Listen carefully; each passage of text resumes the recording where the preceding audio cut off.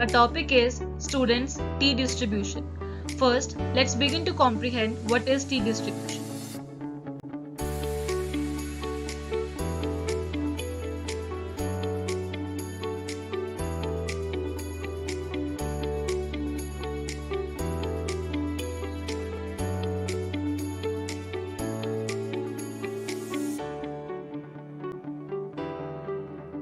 T distribution is a hypothetical probability distribution.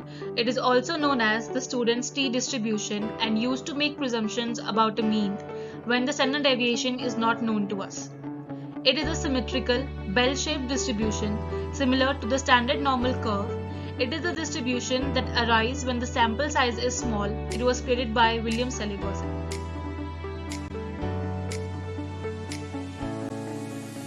T distribution plays a role in a number of widely used statistical analyses, including students' T test for assessing the statistical significance of the difference between two sample means, the construction of confidence intervals for the difference between two population means, and in linear regression analysis.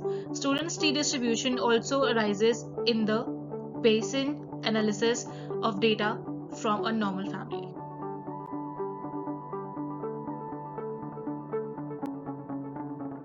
Let's compare T distribution curve to other distributions such as Z and T, where n is close to 30, as well as T, where n is smaller than 30, by the graph that is shown here.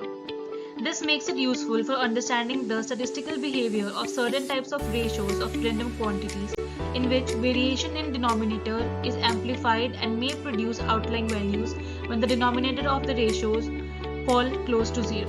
The student's T distribution is a special case of generalized hyperbolic distribution. So the student's T distribution has a probability density function which is symmetric, and its overall shape resembles the bell shape of a normally distributed variable with mean 0 and variance 1, as you can see in the adjacent graph. Now note that as the number of degrees of freedom grows, the T distribution approaches the normal distribution with mean 0 and variance 1. The formula for the PDF of student's T distribution is given in the slide.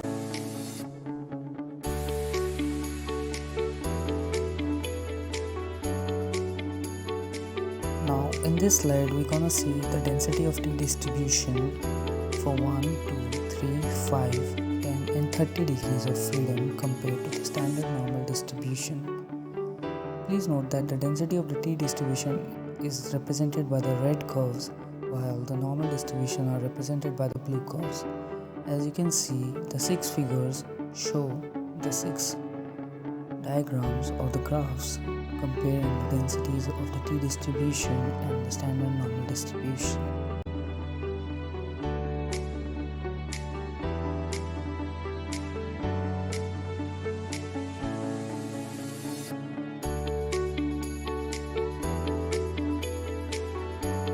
To the next topic, we have cumulative distribution function of T distribution.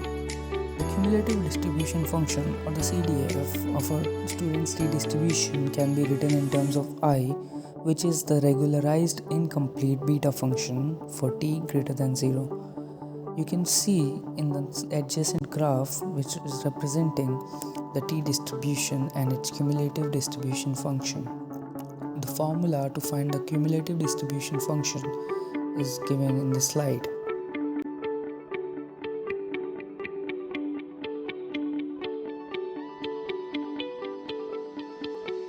Moving on, we have generalized students' T distribution. Now in terms of scaling parameter, which is sigma or sigma square, students' T distribution can be generalized to a 3-parameter location scale family, introducing a location parameter which is mu and a scale parameter which is sigma through the relation x is equal to mu plus sigma t, or t is equal to x minus mu by sigma. This means that x minus mu by sigma has a classic student's T distribution with v degrees of freedom. Other properties of this version of the distribution are as follows. The mean of the distribution is denoted by mu cap, where v is equals to greater than 1. The variance of x is sigma cap square v upon v minus 2 for v greater than 2, and the mode of x is equals to mu cap again. The v denoted here is basically the degrees of freedom.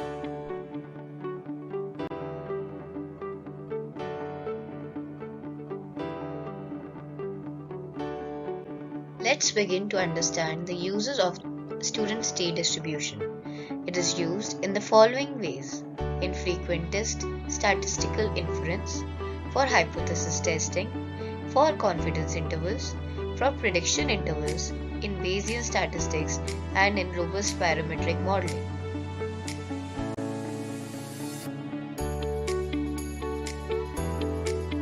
Let's understand the student t distribution through an example for calculating the confidence interval. Let's say we have a sample with size 11, sample mean 10, and sample variance 2. For 90% confidence with 10 degrees of freedom, the one-sided t-value from the table is 1.372. Then, with the confidence interval calculated from the following formula, we determine that with 90% confidence, we have a true mean lying below, that is 10.585.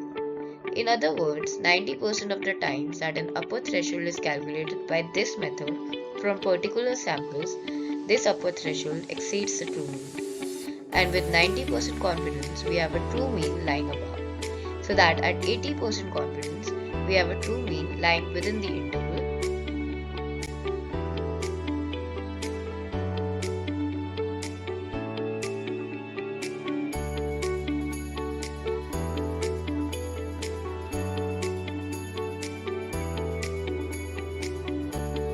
Within the interval of 9.414 to 10.585, saying that 80% of the times that upper and lower thresholds are calculated by this method from a given sample, the true mean is both below the upper threshold and above the lower threshold is not the same as saying that there is an 80% probability that the true mean lies between a particular pair of upper and lower thresholds that have been calculated by this method. Nowadays, statistical software such as R programming language and functions available in many spreadsheet programs compute values of the t distribution and its inverse without using tables.